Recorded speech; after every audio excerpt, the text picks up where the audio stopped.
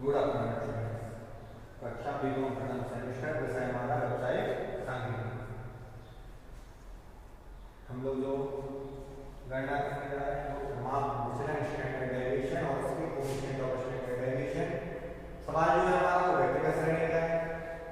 क्यों? क्योंकि इसमें हमारे लिए दी हुई है केवल वैल्यू। वैल्यू का मतलब है हमारे लिए यहाँ पे आवृत्ति नहीं दी हुई है।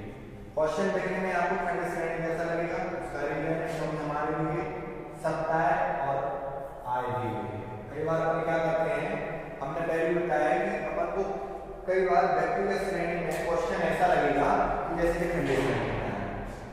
क्यों? जैसे सीरियल नंबर दे रहे थे कई बार क्वेश्चंस में स्टूडेंट्स के जैसे क्या है सीरियल नंबर, स्टूडेंट्स के नंबर दिए हुए हैं, स्टूडेंट्स का वेट दिया हुआ है, स्टूडेंट्स की हाइट दी हुई है और हाइट के साथ ऊंचाई के साथ वजन के साथ ठीक है या नंबर के साथ अंकों के साथ उनका सीरियल नंबर या रोल नंबर दिया रहता है। तो अपन को ये लगता है कि हमारी क्या दी हुई है, आवृत्ति दी हुई है। आवृत्ति अलग चीज है, सीरियल नंबर, रोल नंबर, नाम या मंथ। मंथ का मतलब है जनवरी फरवरी मार्च, इस तरीके से ईयर दिए हुए हैं 2012 2013 14। इसी तरीके से सप्ताह के नंबर दिए हुए हैं। यहाँ पे जैसे करेंसी नहीं है, ये नंबर है। पहले सप्ताह में उसकी जो आय थी वो 54 रुपए थी, दूसरे सप्ताह में उसकी आय 62 रुपए थी, 62 रुपीस।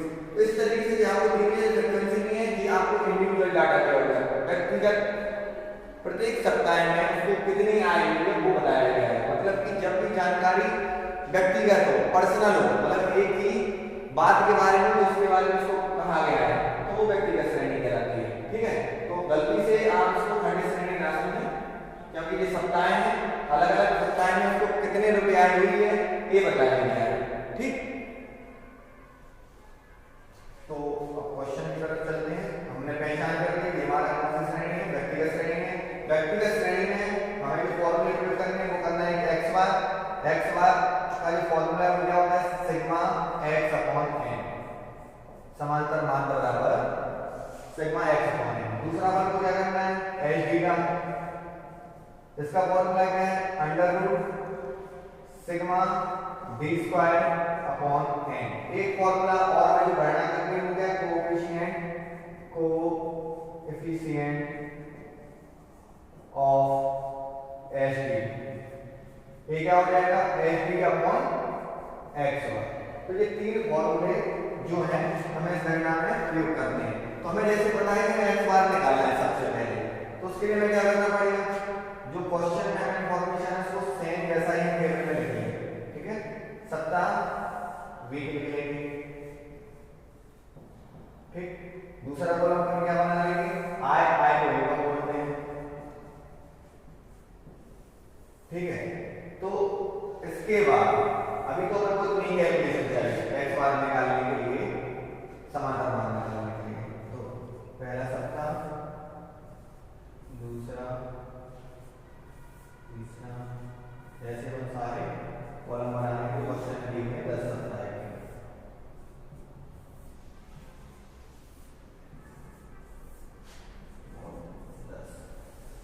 n फॉर्मूले में जो हमें n कैलकुलेट करना है उस सप्ताह कितने सप्ताह के बारे में आपको जानकारी दी गई है, वो संख्या। तो कुल सप्ताह कितने दिए हैं, 10। तो n बराबर क्या हो जाएगा, 10 हो जाएगा। और सिग्मा x कैसे निकलेगा, जो हमें इनकम दी हुई है उनका टोटल कुल आय जो होगी वो क्या कहलाएगी, सिग्मा x। तो आय का टोटल कर लेंगे 54 62 63 65 68 71 72 71 के बाद 73 73 के बाद 78 82 84। इनका टोटल करेंगे तो क्या आएगा, सिग्मा x। तो 4 2 6 3 9 5 14 8 22 23 3 26 8 34 और 6 40 4 5 4 9 9 6 15 6 21 6 27 21 7 40 7 47 54 8 62 और 8 70। तुम्हारा सिग्मा x कितना निकल के आया है, 700। यहाँ फॉर्मूले में रखेंगे x बार बराबर 700 बटा 10, कितना आ जाएगा, 70। तो अपन को x बार पता चल गया। ठीक है ना, x बार पता चल गया। और हमें चाहिए d एक्स बार। ठीक है, कैसे निकलेगा, यहाँ पे लिख देंगे फॉर्मूला। तो डेविएशन निकालना है वो है x माइनस एक्स बार और डी स्क्वायर जो आएगा डी का स्क्वायर कर लेंगे तो डी स्क्वायर आंसर में आ जाएगा। ठीक है, डी स्क्वायर और इक्वल बनेगा डी का, और डी कैसे निकलेगा, x माइनस एक्स बार। 54 और 70 का जो डिफरेंस है वो कितना कहलाएगा, 16। 62 और 70 का डिफरेंस -8। देखो यहाँ पे डी के अगल-बगल में हमने डॉट डंडे नहीं लगाए। डंडे का मतलब है कि आपको प्लस और माइनस का साइन जो है वो इग्नोर नहीं करना है। प्लस आएगा तो प्लस रखना है एक्शन को, डेविएशन को, और माइनस आएगा तो माइनस रखना है। 63 और 70 का 7 आएगा माइनस, 65 और 70 का -5 आएगा, 68 70 का -2, 71 और 70 का +1, 73 70 का आएगा 3, 78 70 का +8, 82 70 का +12 और 84 और 70 का आएगा 14 प्लस 16 का बढ़ाएंगे, माइनस माइनस प्लस हो जाएगा, 256 प्लस का आएगा, 8 का 64 होता है, 7 का 49 होता है, 5 का 25, 2 का 4, 1 का 1, 3 का 9, 8 का 64, 12 का 144 और 14 का 196। आपको कम से कम 25 बल्कि 30 तक वर्ग आना चाहिए। अगर आपके वर्ग 25-30 तक है तो आपकी कैलकुलेशन विदाउट कैलकुलेटर की कुछ इस तरह तक कर सकते हैं। ठीक है, तो कई बार इसमें बहुत अच्छी होती है, कैलकुलेटर खराब हो जाएगा तो फिर क्या करोगे, इसलिए अपन को भी आनी चाहिए। ठीक है, इनको जोड़ देते हैं तो सिग्मा डी की स्क्वायर निकल के आएगा। कोशिश करो कि आप बिना कैलकुलेटर के ही गणनाएं करो, जिससे आपको हैबिट हो जाए। ठीक है, आपके पास जब कैलकुलेटर होगा तो आप उसको प्रयोग कर लो जहां पे आपको समय बचाना हो, लेकिन आप पूर्ण रूप में कैलकुलेटर पे ना डिपेंड रहें, निर्भर ना रहें, कई बार परेशानी हो जाती है। ठीक है, इसलिए आप खुद ही इतने कैलकुलेटर बने कि आप खुद गणना कर सकें। ठीक है, जोड़ लगाना बड़ा बात जहां तक वो आप खुद करें, जहां कठिन हो पॉइंट वगैरह हो आप कैलकुलेटर का यूज करें। जोड़ लो इसको, 6 4 10 19 5 24 4 28 29 9 38 4 37 4 36 और 6 42। ठीक है, 4 5 4 5 9 6 15 4 19 2 21 6 27 4 31 और 9 40 4 4 2 6 6 और 1 7 और 1 8। ठीक है, तो कितना हो गया ये 802 802 हो गया। 812 6 4 10 9 19 5 24 4 28 29 29 4 34 4 38 और 6 44 38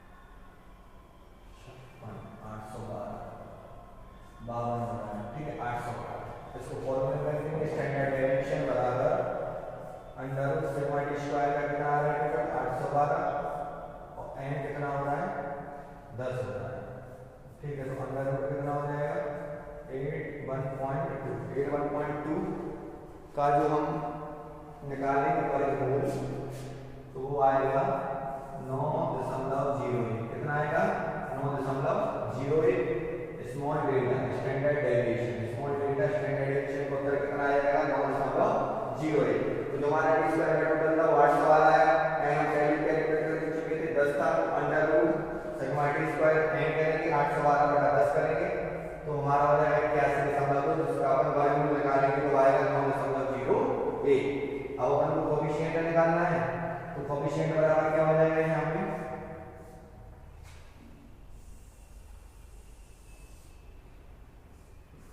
9.01/70। ठीक है, इसको भाग भी देंगे।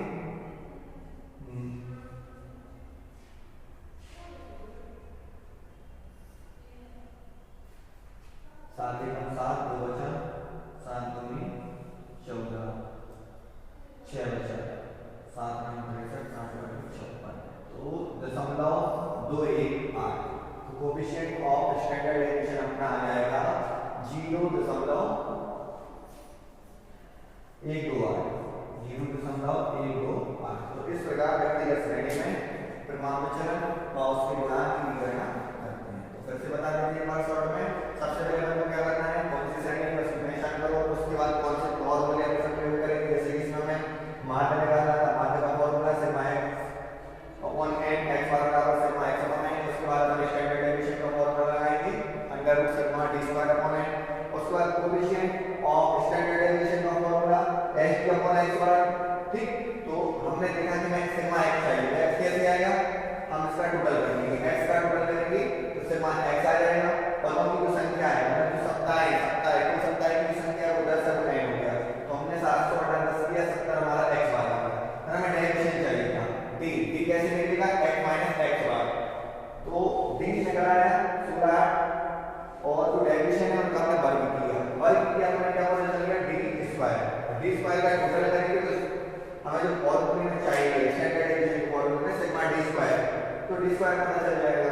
n हमें पहले से पता है, प्लस फॉर्मूले में रखेंगे तुम्हारा निकल जाएगा 9.01 standard deviation. Coefficient of standard deviation पता करेंगे अपन h अपॉन x बार। तो अपन को h भी पता है और x बार भी पता है 9.01/70। तो निकल के आ जाएगा अपना 0.128।